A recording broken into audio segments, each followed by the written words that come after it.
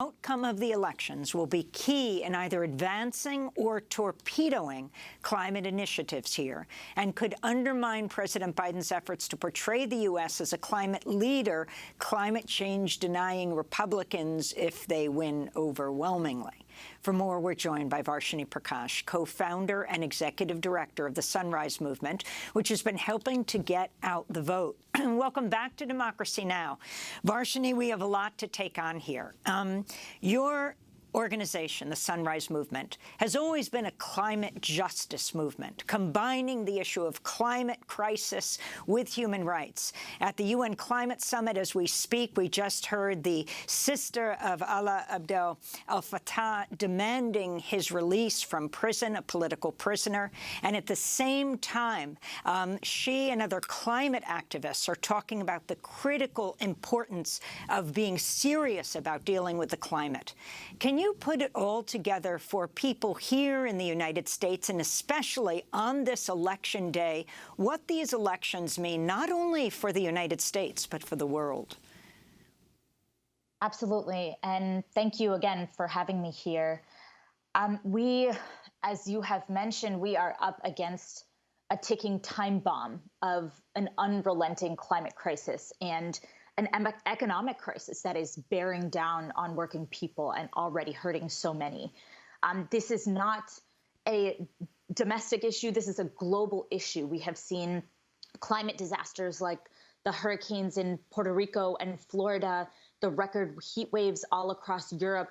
I mean, Pakistan completely submerged, an entire country submerged, and the millions of climate refugees that are emerging from all of those collective crisis. So, you know, and as you mentioned, the absolute paltry amount that historical polluters that like the United States have contributed to countries to support the reparations and the repair that will need to be done from these major disasters.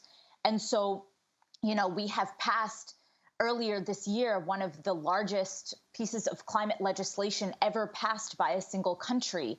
And we saw how difficult it was to pass that climate legislation with a Democratic majority holding the House and the Senate and presidency. The fact that it had to go through essentially a coal baron in Joe Manchin. And the stakes of this election, if either of those houses, if either the House or the Senate goes to Republicans, is essentially that we have lost even a greater shot at federal legislation. We are seeing Republicans running who have said before that climate change is bull. That was Ron Johnson, sitting senator in Wisconsin, who Mandela Barnes is running against, who Sunrise has endorsed. They don't believe in climate action.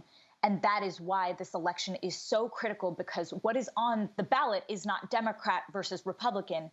It is a chance at greater action to stave off the greatest crisis of our generation, or frankly, willful denial after decades of science that will lead to our collective annihilation.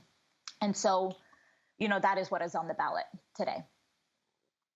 Well, Varshini, if that's true, why do you think that the climate crisis has registered so low in terms of all polling of Americans as they head to the polls today? Whether it's the Republicans, their main concerns are inflation, crime, immigration. On the Democratic side, it's the preservation of democracy and abortion, but very little talk of the continuing and escalating a catastrophe on the climate. Why is that registering still so low among the American public? Yeah, I mean, there's a lot going on in the world and in our country right now. And we have seen an effort on the part of Republicans to actively create disinformation and to revoke some of our most essential rights as humans, as Americans in the last couple of years. But I think something that brings me hope in this election, and I work with a lot of young people, already we are seeing more young people register to vote than we did even in 2018. And we are hoping for another record-breaking cycle for youth voter turnout. And I think a lot of that is because our generation is mobilized by things like taking action on climate change and student loan debt cancellation. It is essential that our government invests in our generation and in everyday people, and that young people actually respond well to that federal investment in them. We've seen that in the polling as well. So looking at Biden's poll numbers from the spring to now, young people were deeply unexcited to vote months ago. And after Joe Biden passed a climate bill, a gun bill, and moved to cancel student loans, they have improved significantly. There are still a lot of barriers along the way, and some of the main issues that we're hearing on the ground are that young people don't have enough information. They aren't being communicated with in the way that other voters in these swing states do. But when they have the information and they are encouraged and supported to get out and vote, they are far more likely to vote for Democrats. And so we're also hearing, we've got young people, we've made over 3 million voter contacts across the country. We've got, young people in dorms and talking to thousands of young people. We're hearing that some of the top issues on the ground are climate change and abortion. And now we really have to connect the dots for people from the concerns they hold in their everyday lives to the policies that are being passed and the political terrain that can be won if they engage in these elections.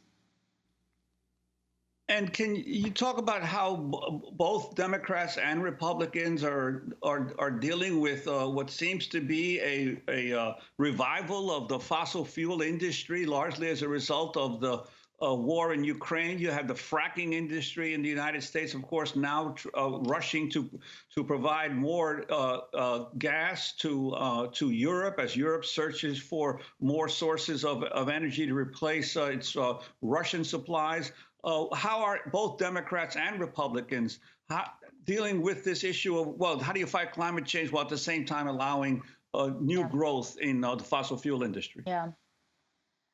Yeah, I mean, frankly, it's the same refrain that we have been hearing for 40, 50 years. It is the same playbook of of the richest industry in the history of the world that is attempting to protect its bottom line and using every tool in its toolbox in its dying years in order to do so. And so I think, frankly, what we saw with the war in Ukraine was the fossil fuel industry using that moment to say, this is our opportunity to drill and frack and increase our reliance on oil, and we cannot afford to do so. I mean, we are seeing, everybody is seeing viscerally and with their own eyes the impact that this crisis is having on them.